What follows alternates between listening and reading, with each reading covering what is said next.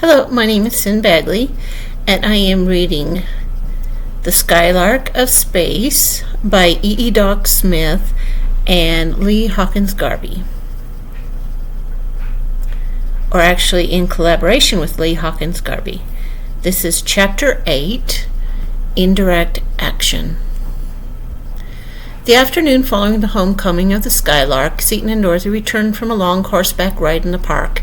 After Seton had mounted his motorcycle, Dorothy turned toward a bench in the shade of an old elm to watch a game of tennis on the court next door. Scarcely had she seated herself when a great copper-plated ball alighted upon the lawn in front of her. A heavy steel door snapped open and a powerful figure clad in an aviator's leather, the face completely covered by the hood, leaped out. She jumped to her feet with a cry of joyful surprise, thinking it was Seton, a cry which died suddenly as she realized that Seton had just left her, and this vessel was far too small to be the Skylark. She turned in flight, but the stranger caught her in 3 strides. She found herself helpless in a pair of arms equal in strength to Seton's own. Picking her up lightly as a baby, Duchesne carried her over to the space car. Shriek after shriek rang out as she found that her utmost struggles were of no avail.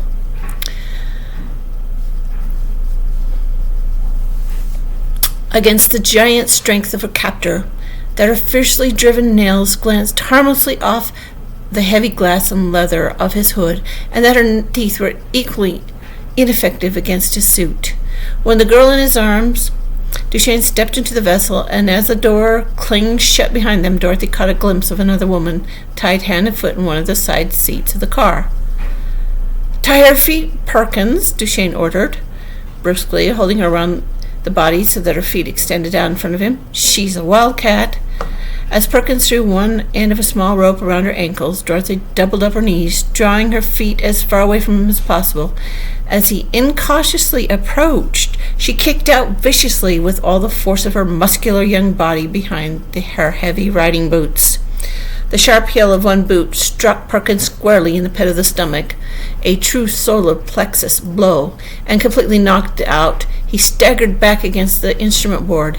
His outflung arm pushed the speed lever clear out to its last notch, throwing the entire current of the batteries through the bar, which was pointed straight up as it had been when they had made their landing.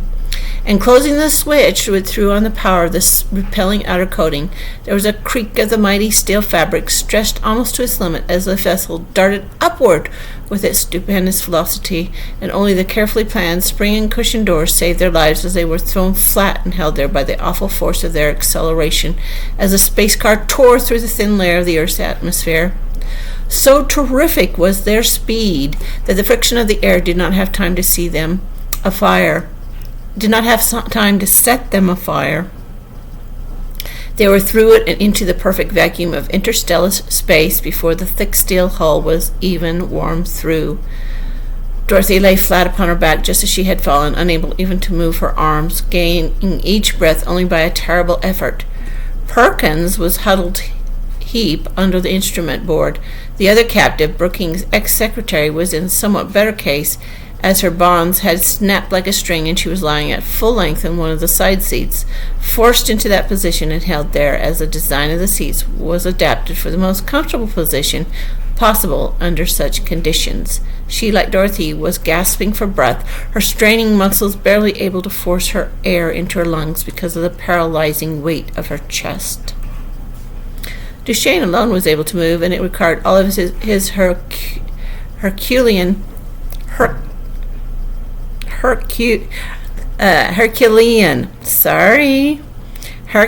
strength to creep and crawl snake-like toward the instrument board. Finally, attaining his goal, he summoned all his strength to grasp not the controlling lever, which he knew was beyond his reach, but a cutout switch only a couple of feet above his head.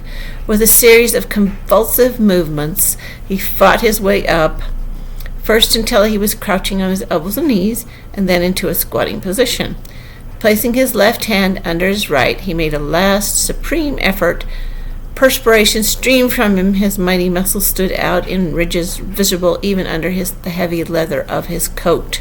His lips parted in a snarl over his locked teeth as he threw every ounce of his wonderful body into an effort to force his right hand up to the switch. His hand approached it slowly and closed over it and pulled it out. The result was startling. With a mighty power instantly cut off, and with not even the ordinary force of gravitation to counteract the force Duchesne was exerting, his own muscular effort hurled him up toward the center of the car and against the instrument board. The switch, still in his grasp, was again closed.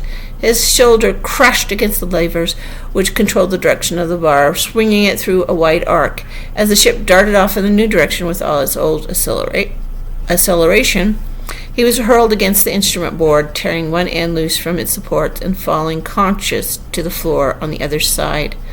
After a time, which seemed like an eternity, Dorothy and the other girl felt their senses slowly leave them. With 4 unconscious passengers, the space car hurtled through empty space, its already inconceivable velocity being augmented every second by a quantity, bringing its velocity near to that of light, driven onward by the incredible power of the disintegrating copper bar. Seaton had gone only a short distance from his sweetheart's home when, over the purring of his engine, he thought he heard Dorothy's voice raised in a scream. He did not wait to make sure. He whirled his machine about, and the purring changed instantly to a staccato roar as he threw open the throttle and advanced the spark. Gravel flew from beneath his skidding wheels as he negotiated the turn into the Vanman grounds at suicidal speed. But with all his haste, he arrived upon the scene just in time to see the door of the space car close. Before he could reach it, the vessel disappeared with nothing to mark the departure save a violent whirl of grass and sod, uprooted and carried far into the air by the vacuum of its wake. To the excited tennis players and the screaming mother of the abducted girl, it seemed as though the great metal ball had vanished utterly. Only Seaton, knowing what to expect, saw the line it made in the air and saw for an instant a minute dot in the sky before it disappeared. Interrupting the clamor of the young people, each of whom was trying to tell him what had happened, he spoke to Mrs. Vanman. Dottie's all right, he said rapidly but gently. Still's got her, but they won't keep her long. Don't worry, we'll get her. It may take a week or it may take a year, but we'll bring her back. And leaping upon his motorcycle, he shattered all the speed laws on his way to Crane's house. Mart, he yelled, rushing into the shop. They've got Dottie in a bus made from our plans. Let's go. He started on a run for the testing shed. Wait a minute, crisply shouted Crane. Don't go off half-cocked. What is your plan? Plan? Hell, barked the enraged chemist. Chase them. Which way did they go and when? Straight up, full power, 20 minutes ago. Too long ago. Straight up has changed its direction and degrees since then. They may have covered 1,000,000 miles, or they may have come back and landed next door. Sit down and think. We need your reasons now, your brains now. Regaining his self-possession as the wisdom of his friend's advice came home to him, Seaton sat down and pulled out his pipe. There was a tense silence for an instant. Then he leaped to his feet and darted into his room, returning with an object compass whose needle pointed upward. Duchesne did it, he cried exultantly. The baby is still looking right at him. Now let's go. Make it snappy. Not yet. We should find out how far away they are, and that may give us an idea. Suiting action to word, he took up his stopwatch and set the needle swinging. They watched with strained faces as second after second went by, and it still continued to swing. When it came to rest, Crane read his watch and made a rapid calculation. About 350 million miles, he stated, clear out of our solar system already, and from the distance covered, he must have had a constant acceleration as to approximate the velocity of light, and he's still going with full... But nothing could possibly go that fast, Mart. It's impossible. How about Einstein's theory? That is a theory. This measurement of distance is a fact, as you know from our tests. That's right. Another good theory gone to pot. But how do you account for his distance? Do you suppose he's lost control? He must have. I do not believe that he would willingly stand that acceleration, nor that he would have gone that far for his own accord. Do you? I sure don't. We don't know how big a bar they are carrying, so we can't estimate how long it will be for us to take us to catch them. But let's not waste any more time, Mart. For cat's sakes, let's get busy. We have only those 4 bars, Dick, 2 for each unit. Do you think that will be enough? Think of how far we may have to go, what we may possibly get into, and what does it mean to Dottie if we fail for lack of power? Seaton, though furiously eager to be off, paused at this new idea, and half regretfully he replied, "We are so far behind them already that I guess a few hours more won't make a difference. Sure would be disastrous to get out near one of the fixed stars and have our power quit. I guess you're right. We'd better get a couple more and make it 4, then we'll have enough to chase them half our lives. We'd better load up on grub and explosive ammunition, too."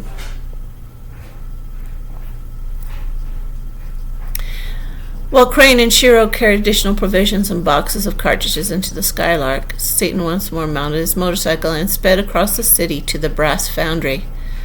The manager of the plant took his order, but blandly informed him there was not that much copper in the city, that it would be a week or 10 days before the order could be filled. Seaton suggested that they melt some of their copper cable and other goods already manufactured, offering 10 times their value, but the manager was obdurate, saying that he could not violate the rule of priority of orders. Seaton then went to other places, endeavoring to buy scrap, copper, trolley wire, electrical cable, anything made of the ruddy metal, but found none for sale in quantities large enough to be of any use. After several hours of fruitless search, he returned home in a towering rage and explained to Crane in lurid language his failure to secure the copper. The latter was unmoved. "After you left, it occurred to me that you might not get any. You see, still watching us." Fire shot from Seaton's eyes. "I'm going to clean up that bunch," he gritted through his teeth as he started straight for the door. "Not yet, Dick," Crane remonstrated. "We can go down to Wilson's in a few minutes, and I know we can get it there if he has it. The Skylark is all ready to travel." No more words were needed. They hurried into the space car and soon were standing in the office of the plant in which the vessel had been built. When they had made their wants known, the Iron Master shook his head. "Sorry, Crane, but I have only a few pounds of copper in the shop, and we have no suitable furnace." Seaton broke out violently with this, but Crane interrupted him, explaining their inability to get the metal anywhere else and the urgency of their need. When he finished, Wilson brought his fist down on his desk. "I'll get it if I have to melt up our dynamos," he roared.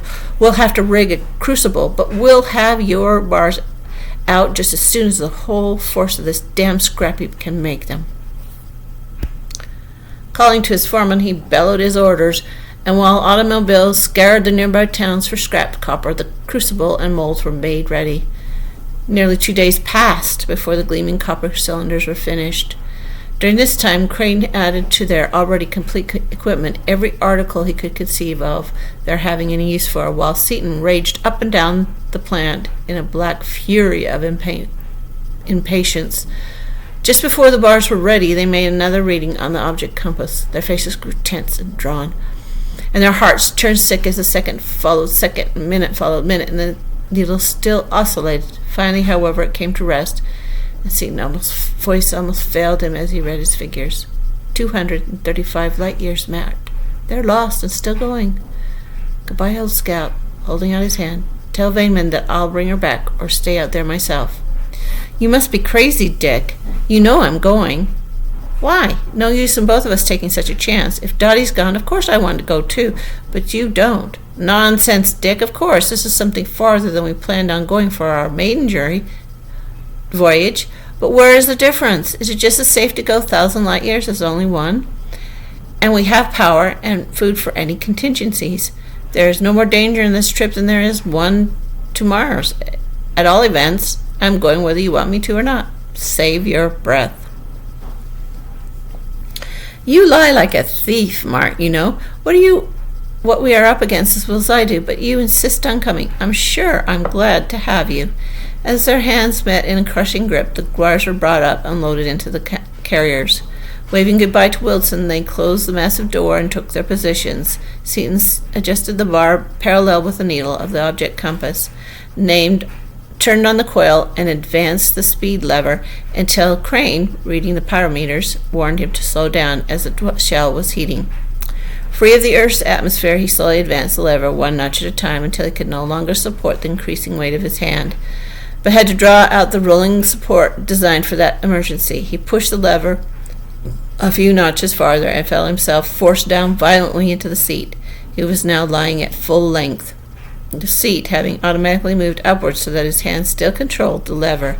Still, he kept putting on more power until the indicator showed that more than 3/4 of the power was in operation, and he felt that he could stand but little more. "How are you making it, Mart?" he asked, taking with difficulty because of the great weight on his tongue and jaws. "All right so far," came the response in a hesitating, almost stammering voice, "but I do not know how much more I can take. If you can stand it, go ahead." "This is enough for a while until we get used to it. Any time you want to rest, tell me and I'll cut her down. Keep her at this for 4 or 5 hours, then cut down until we can walk so that we can eat and take another reading on distance. Remember that it will take as long to stop as it does to get up speed, and this must be careful, and that we must be careful not to ram them. There would be nothing left of either car." "All right, talking's too darn much work. I'll talk to you again when we ease down. I sure am glad we're on our way at last." And this is the end of Chapter 8.